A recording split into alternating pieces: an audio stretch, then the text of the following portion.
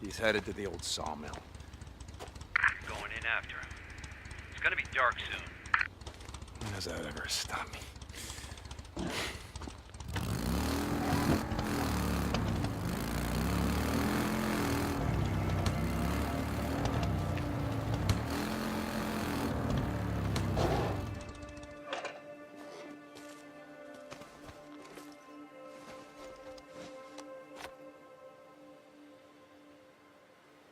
His bike's down.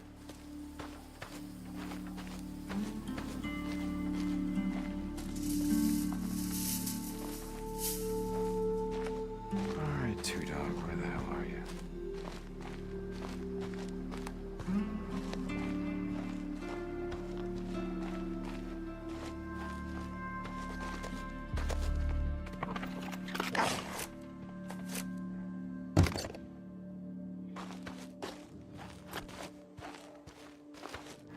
Shit.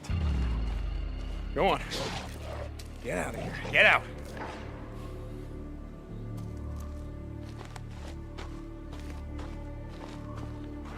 Well, that ain't him.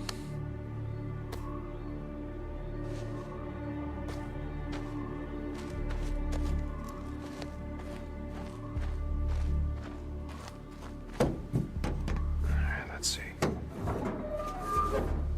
Yep. I could use that.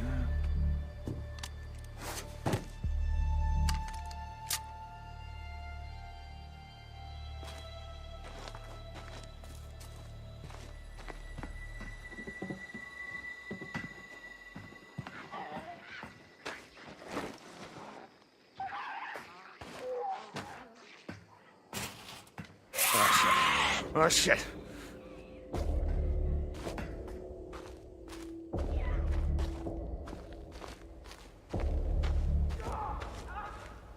Two Dog.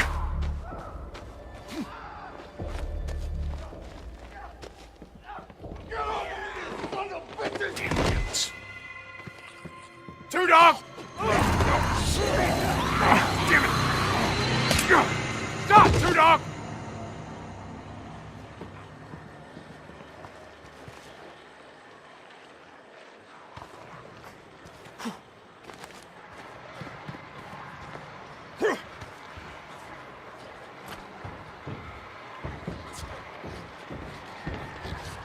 Look around, brother! You know how this is gonna end.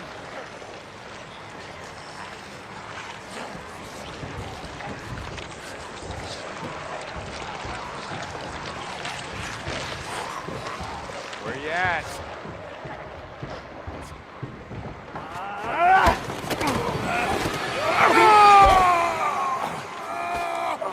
My leg!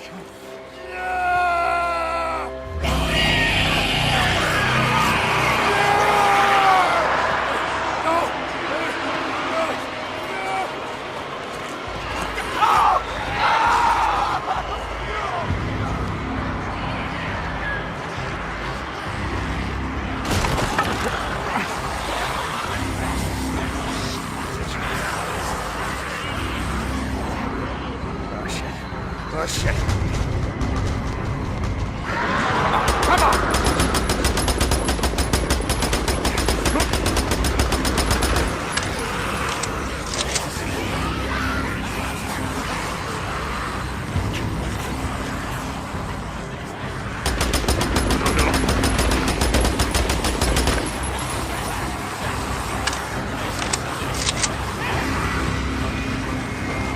Shit.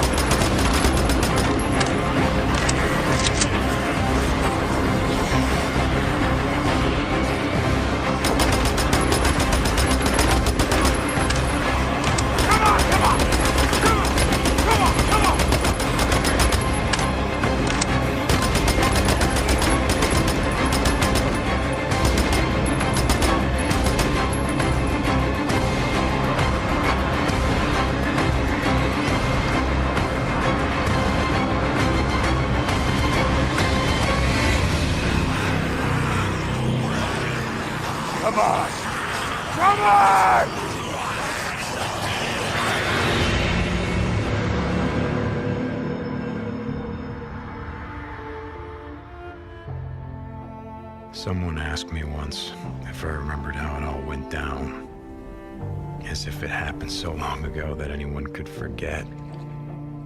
So yeah, I remember. I remember when our homes and our towns turned into graveyards. When the wilderness became our only hope for survival. I remember when the planes fell out of the skies. When the trains stopped running. When the turbines shut down and the world went dark. I remember when they put up the razor wire like it was gonna stop anything. When the feds ran out of body bags. Rope. And some of us sort of lost our minds. I think it's dead. Some lost more than that. Much more. I remember when we lived by a code, when brotherhood meant something, and living meant more than surviving. Goddamn liar! So yeah, I remember how it all went down. I don't give a damn about any of that. You know what I remember most? Riding the open road. The smell of your hair. The touch of your skin. I remember you. But those days are gone. Now I'm a drifter. A bounty hunter. A mercenary. And for me, the broken road is all that's left. But I'll always remember.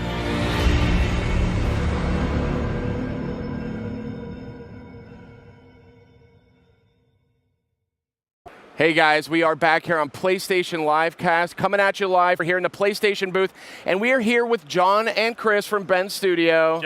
Jeff. I was told you were Chris. You're Jeff. They lied. I wish I was. They lied. I might have gotten confused. It happens. We're here to talk about Days Gone. This is the game that you guys have been working on for a while now, coming to PS4. Now, I mean, we saw a lot of this last night in the PlayStation E3 press conference. Tell me, I mean, is this sort of a reflection of like this popular love of like zombie culture? I mean, is that how you guys are coming at this? No, it couldn't be further from the truth. So, you know, we first and foremost, we're a big fan of open world games. Yeah. So what we really wanted to do was kind of create a game that was set in an open world, a dangerous open world. And to do that, we brainstormed a lot of ideas about, what would make riding a bike through the high desert of the Pacific Northwest just super, super dangerous. And one of the, we're big fans of like World War Z. Yeah. We like the idea of having a lot of enemies on the screen. Yep. It's one of the things that, the power of the PS4 allows us to do. Yep. So, we kept that kind of like how all this stuff kind of came together. So first thing I want to say is they're not zombies. Right. Thank you for setting me straight. Yes, they're freakers, and and it's like, okay, yeah, people looking at the demo last night probably are like, okay, yeah, it's another zombie game. Biggest difference is our freakers are alive, right? So it's an infection. If depending on how old you were when you were infected, it alters you in a different way. And so, more importantly, they're alive in that they have needs and rules, and oh yeah, they have a cycle that they live by, and that really informs a lot of the open world sandbox gameplay. The way that they understanding how they behave and what they need. Yeah, and so different behaviors. Clear. Right? Yeah. So like in the demo, you saw Deacon came across a newt. So newts are adolescents when they were infected, and they're opportunistic. They run away from you unless they feel like they can get the jump on you, or if your health is down, then they'll be you have to kind of watch the rooftops. So that they're one type, the Horde is another type, and there's several more in the game. Fascinating. Yeah, that you guys really are I think, trying to kind of re-examine some of these sort of tropes that we see out there a lot. Bring something new and fresh. That's awesome. Another thing that really caught my eye, and we're seeing some great footage here. Game is a looker, no doubt about it. I'm really interested in sort of the world and the protagonists themselves. What can you tell me about the protagonists? Yeah, so at the end of the day, what we really wanted to do was tell a story that the kind of story that we like to enjoy. So we love all kinds of things like Sons of Anarchy. We were fans of that, and that kind of protagonist. What he represents to us is brotherhood, and camaraderie and just loyalty. So, that kind of brought to it, but also the skill set, right? Like, how, the kinds of things that a biker would know how to do, like riding the bike. We're seeing some of that right now, Right? actually. The love of the open road. I mean, that's a huge part of the game. Yeah. He doesn't want to settle down in the encampments. He refuses to, because his the MC's all gone except for, you saw in the trailer, he's got like one friend left. And just, his ability to like stay alive. Yeah, and it's not a game about bike culture or about a biker gang. It's about a guy who was a biker before everything fell apart. And he's struggling to fit into this new world. But that skill set he had, that badass skill set, kind of has a purpose here. It's got a value as a bounty hunter and as mercenary. There's a lot of people in this world who need things. They need vengeance. And he's just the guy to help deliver it for them. Yeah. So in being the outsider, it's not about him being a biker so much as somebody who's not.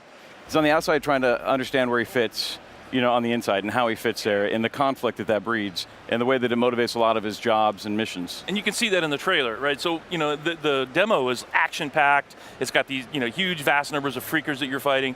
But in the trailer, I hope it kind of came across that what we're trying to do is tell a much more sort of human story. So, Yeah. So Deacon has, he feels loss, he feels regret. Not just everything that happens in the world, but deep personal loss as well. And, the story is really about what happened to him, how did he become this way, and what does his future hold? So tell me a little bit about the environment that we're exploring. I mean, the game is set in the Pacific Northwest, if I'm not mistaken. Where you guys are from, yeah. Yeah, so Bend, Oregon. And our fictional town is Farewell, Oregon, and the original name for Bend was, in like 1900, was Farewell Bend, because that's where the Oregon Trail kind of split. Oh, interesting. Yeah, so, but when you think of Pacific Northwest, you think of Seattle, rain, forests, and what most people don't know is that 80% of Oregon is actually high desert. I did not know that. It's on the other side of the Cascade Range, and same thing with Washington, Northern California. It's all very, very harsh environment because we're high elevation and a lot of different kinds of environments. Everything you saw in the trailer is real. You can ride your bike through those areas, you can explore, you have dense forests, you have desert areas, you have lava tube caves, all created by sort of volcanic activity over the last million years. Yeah, it's not all hipsters and exotic donuts. I'm And Starbucks coffee. Yeah. I'm glad to know that. That would be maybe the worst apocalypse of all. So here we are. We're seeing a horde. I can only imagine that it's got to be a real technical struggle to animate these many characters on screen at once. Oh, and we have. Look at that.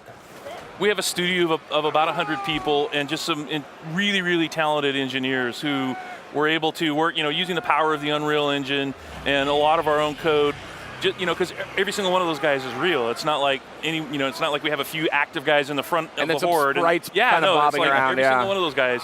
And when you watch, look at that. When you watch Jeff play the demo last night, he played it one way. You could literally play this demo any way you want. Yeah. You're going to see me kind of go inside the building here. You could go left, you could go right, you could go straight. You could just take your chances anyway. This is awesome. And I mean, again, it's I've just never seen such a quantity of creatures. They look great too, but it's very that's very disconcerting getting that vision. I don't know what I would do if I was in that situation. It's very upsetting. So very, very cool. Early on in the game, you run for your life. Yeah, Yes. I can imagine. And a little earlier, we saw one of those newts you were talking about. Yeah. Super creepy.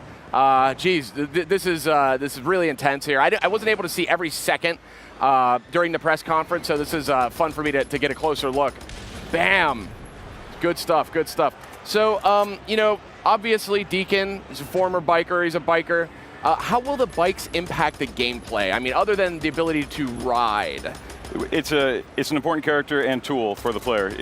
It's his bike. He doesn't have throwaway bikes.